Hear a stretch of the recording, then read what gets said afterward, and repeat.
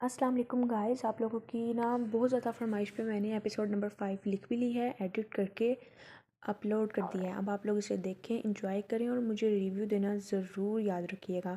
اور اس کے علاوہ یہ بات میں پھر سے بتاتی چلوں کہ یہ ناول جو ہے میں نے خود نہیں لکھا، جو ناولز میں خود لکھوں گی وہ بھی پیسٹ کروں گی اور انشاءاللہ وہ بھی آپ لوگوں کو بہت پسند آئیں گے۔ کوئی ایسے بھی پکڑتا ہے نازک سی جان کو، ایم سوری پھپھو، وہ صرف غیر ارادی طور پہ ہوا تھا۔ وہ شرمندہ ہوا تھا اپنی بے ساختہ حرکت پر۔ انہوں نے اسے اپنے گھر بلایا تھا اور وہ دونوں اس وقت چھت پر کھڑے تھے، جبکہ وہ اس کی آمد سے بے خبر نیچے بچوں کے ساتھ مصروف تھی۔ عورت ایسی باتوں کو دل پر لے لیتی ہے پاگل، اب کہ انہوں نے سر پر چماٹ ماری تھی اور وہ بے اختیار ہنسا۔ وہ عورت نہیں ہے پھپھو، اس کی بات پر فائزہ نے اسے گھورا۔ ارے میرا مطلب ہے وہ میرے بچپن کی بیوی ہے۔ اس کی جلد بازی پر پوری بات پر وہ ہنسی تھیں۔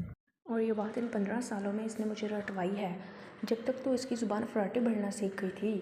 وہ بھفتے ہوئے بول رہا تھا۔ فائزہ نے اس کے چہرے پر خوشگواری محسوس کرتے سکون کا سانس لیا۔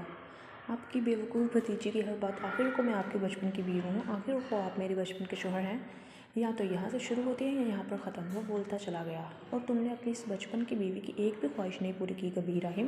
افسوس ہے تم پر راحم حسن۔ وہ اسے افسوس سے دیکھتی ہوئی بولی تھیں۔ وہ چاکلیٹ، پھول، وہ اب کے بولا تو ہنستا ہی چلا گیا۔ تم سے تو اب اسے ایک پتے کی بھی امید نہیں رہی راحم حسن۔ وہ بالکل بھی نہیں ہنس رہی تھی، لیکن اب وہ زور سے ہنسا۔ ساری زندگی اس کو ڈانٹتے ہوئے آئے ہو، پتہ ہے وہ تمہارے بارے میں کیا کیا سوچنے لگی ہے؟ اب ان کے پوچھنے پر وہ مسکراتے ہوئے اس بات میں سر ہلا گیا تھا۔ کھڑوس، سڑیل ہے نا، جس نے بچپن کے شوہر ہونے کے ناطے کبھی اس کا اسائنمنٹ نہیں بنایا، کبھی اس نے پیار سے نہیں دیکھا اور تو اور کبھی اس کو راتوں کال بھی نہیں کی۔ جیسے وہ صرف اس کے گنہگار ثابت کر رہی تھی کہ اس نے کبھی اپنی بچپن کی بیوی کو ایک پھول تو کیا، ایک پتا بھی نہیں دیا، اور وہ اپنے سنگین جرم گنوا رہا تھا اور اسے محبت کرنے بالکل بھی نہیں آتی۔ وہ اس کی بات کو مکمل کرتی ہوئی بولی تو دونوں کا چھت کی منڈیر پر ہاتھ رکھتا کہا لگا دیا۔ میں نے بھی کہہ دیا اس سے کیا؟ اس کی آنکھوں میں شرارت محسوس کرتے وہ اپنا نچلا لب دانتوں میں دباتا شرارت سے بول رہا تھا۔ یہی کہ میرا بھتیجا میری دیوانی بھتیجی کو خود ہی بتائے گا کہ اسے محبت کرنی آتی ہے یا نہیں۔ اس نے کہا لگایا۔ میں تو بتا دوں گا، مجھے کوئی مسئلہ نہیں ہے، پر سوچ لیں پھر وہ نئی شکایت لے کر آپ کے پاس پہنچ جائے گی۔ وہ ظاہر سنجیدگی سے بولا تھا، پر اس کی آنکھوں سے چھلکتے جذبات سے بھرپور چہکتی شرارت محسوس کرتی وہ اس کا کان پکڑ گئی۔ خبردار کوئی الٹی سیدھی حرکت نہیں کرنا، وہ بہت معصوم ہے۔ یہ مجھ سے زیادہ اور کون جان پایا ہوگا کہ وہ کتنی معصوم ہے پھپھو؟ اس نے سرد آہ بھری۔ میں نے آج اس کی باتوں سے جانا۔ یہ ٹھیک ہے، اسے تم نے روایتی شکوے نہیں ہیں، وہ تم سے اپنے شوہر ہونے کے ناطے وہی سب کچھ ڈیمانڈ کر رہی ہے جو آج کل صرف لوگ ایک دوسرے کے نام پہ انگوٹھی پہن کر رہے ہیں۔ پر راحم وہ اس رشتے کی گہرائی سے لا علم ہے۔ وہ گہرا سانس لیتی بولی۔ آپ نہیں جانتی اس نے آج تک کیسے کیسے میرا امتحان لیا ہے، یہ میں ہی جانتا ہوں۔ اس کی نظر میں راحم حسن اگر کھڑوس سریل ہے تو اتنے سالوں سے اس کے بچپن کا شوہر اس کی محبت اور معصومیت کو برقرار رکھنے کے لیے اس کی نظر میں برا ہی بنتا آیا ہے۔ وہ دونوں ہاتھوں سے اپنا سر جکڑتا بولا۔ فائزہ نے چونک کر اسے دیکھا، جس کا چہرہ کوئی کہانی سنا رہا تھا۔ راحم حسن جو ابھی صرف 8 سال کا ہوا تھا، اس کے دادا نے اس کا نکاح ہیر انعام سے کر دیا۔ اسے نہیں پتہ تھا یہ رشتہ کیا ہوتا ہے۔ یہ سب کر کے وہ سمجھتا آیا کہ ہیر انعام اس کے نکاح میں ہے اور صرف اسی کی ہے۔ راحم حسن قدرتی طور پر ہیر انعام کو اپنی زندگی کا سب کچھ مانتا چلا گیا۔ 14-15 سال کا ہوا تو دوستوں نے اسے اس رشتے کے بارے میں بتایا۔ یہیں راحم کی ہی آزمائشیں شروع ہوئیں۔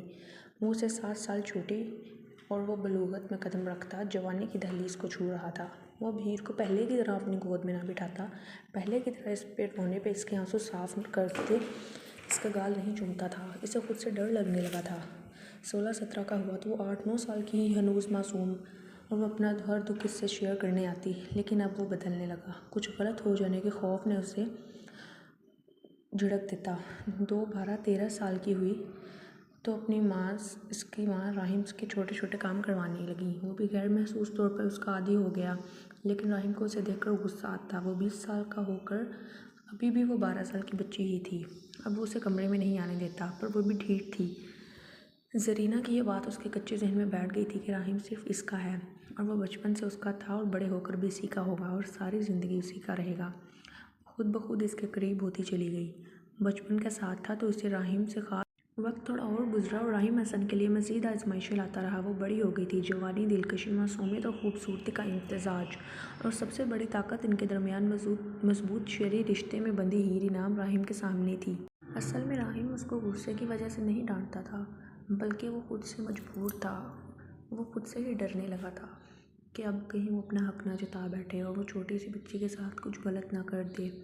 اسی کی وجہ سے راحم اسے جھڑکتا، اسے خود سے پاس نہ آنے دیتا اور نہ ہی اسے کبھی اپنے کمرے میں داخل ہونے دیا تھا، اور وہ اس بات کو کبھی محسوس ہی نہ کر پائی، اور نہ ہی کبھی اسے راحم سے اس رشتے کی خاص جھجک محسوس ہوئی، کیونکہ وہ بچپن سے ہی ساتھ تھے۔ وقت کے ساتھ ساتھ راحم کی آزمائشوں میں مشکلات آتی رہیں، لیکن ہیر کبھی اسے سمجھ نہ پائی اور پہلے سے زیادہ خوبصورت ہو گئی۔ اس کے علاوہ راحم حسن کے سامنے وہ کبھی بغیر دوپٹے کے آ کے اس کا ضبط آزماتی تو کبھی بے تکلفی سے اس کے پاس بیٹھ کر۔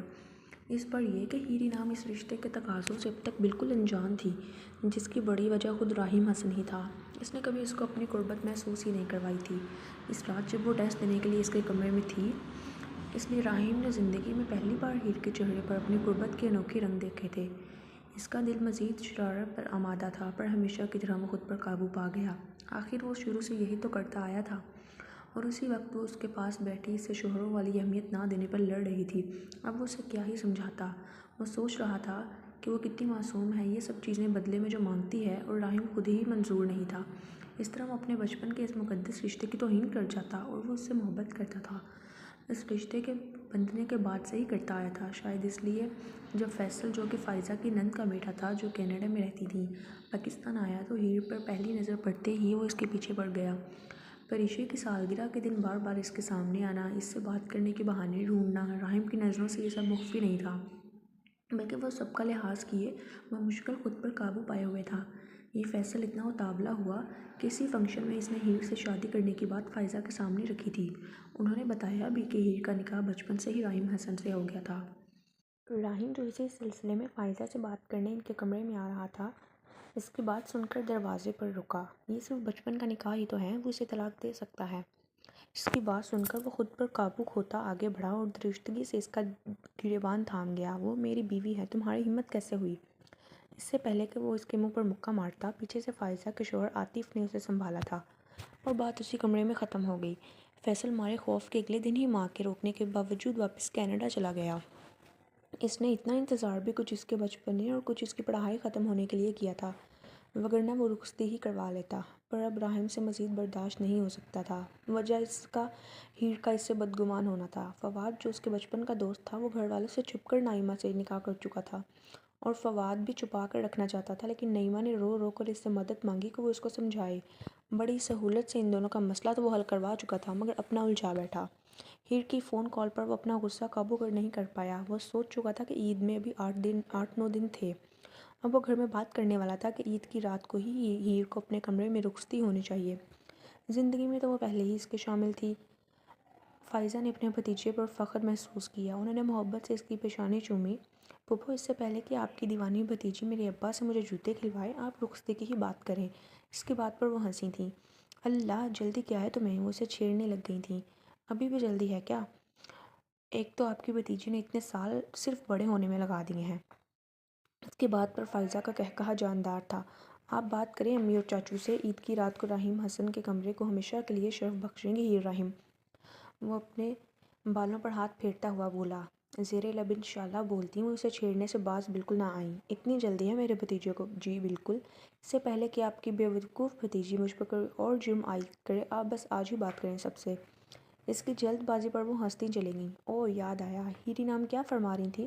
تم معافی مانگ رہے تھے بھائی جان سے، شادی نہیں کر سکتا؟ ان کے پوچھنے پر وہ ایک بار پھر سے ہنسا تھا۔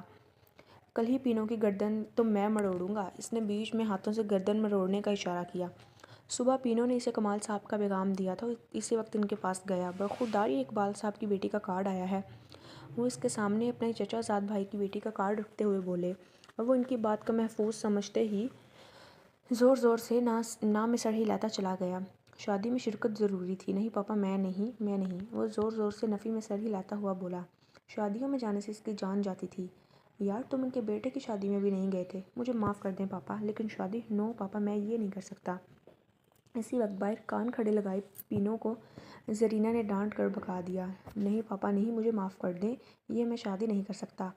اور انہی آدھے ادھورے جملوں کو جوائن کر کے ایک عقلمند خاتون نے دوسری عقلمند خاتون کو فلم بنا کر بتا دی۔ اس کی بات پر وہ اب ہنسی۔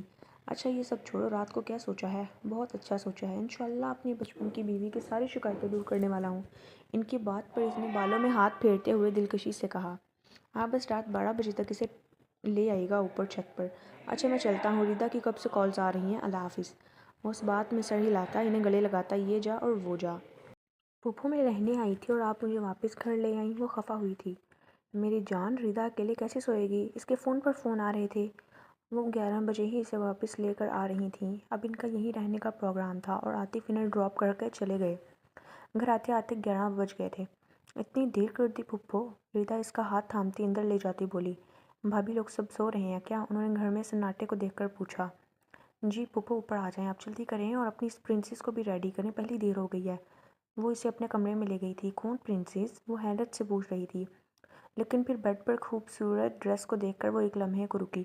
کوہنیوں تک آتی شیفون کی سلیوز، جن میں استر نہ ہونے کے سبب وہ بالکل باریک سی معلوم ہو رہی تھی۔ کریم کلر کا اسٹریٹ سلیوز کے جیسا باروک شفین کا دوپٹہ، جس کے چاروں طرف ریڈ اور کریم ملکی سے امبرائڈری کی وجہ سے دوپٹے میں وزن پیدا ہوا تھا۔ پاس ہی گولڈن نیلے نازک سے سینڈلز پڑے تھے۔ ہیر پہن کر حیران ہو رہی تھی۔ ہیر دیر ہو رہی ہے، جلدی کرو۔ ہیر دیکھ کر حیران ہو رہی تھی۔ ہیر دیر ہو رہی ہے، جلدی کرو۔ ریتا نے اس کے ہاتھ میں کپڑے تھمائے۔ پاگل ہو کیا، میں کیوں پہنوں؟ اس نے اپنے ہاتھ چھڑوائے۔ پھوپھو آپ بڑی ہیں، میرا خیال ہے کہ آپ ہیر کے کپڑے چینج کروا سکتی ہیں۔ ریتا کے سنجیدگی سے کہنے پر فائزہ نے اس کے ہاتھ میں کپڑے تھمائے تھے، لیکن پھوپھو وہ حیرت کا شکار تھی۔ خود کرتی ہے یا میں کرواؤں؟ مجبوراً اسے کپڑے لے کر واش روم جانا پڑا۔ فائزہ نے اس کے نہ کرنے کے باوجود اسے اچھا خاصا تیار کر دیا تھا۔ گھڑی کی سوئیاں 11 بجا رہی تھیں اور اسے کچھ سمجھ نہیں آ رہی تھی کہ اس وقت تیار ہو کر کرنا کیا ہے۔ اس نے ایک نظر خود کو شیشے میں دیکھا تھا۔ فراک گھٹنوں سے بھی اونچی تھی اور اس پر باریک شیفون سلیو سے دوپٹہ فائزہ نے بالکل گلے کا پھندا بنایا ہوا تھا۔ اس نے دوپٹہ بے ساختہ نیچے کیا۔ اوہ ہو، کون دیکھ رہا ہے ابھی تمہیں؟ خبردار جو اس کو ہاتھ لگایا۔ انہوں نے اسے ڈانٹ دیا۔ آگے کیا ہوتا ہے اور کیا ہے راہم کا سرپرائز؟ یہ سب کچھ دیکھنے کے لیے آپ لوگ نیکسٹ ایپیسوڈ کا ویٹ کریں اور مجھے ریویو ضرور دیا کریں کہ آپ کو ایپیسوڈ کیسی لگی۔ Thank you.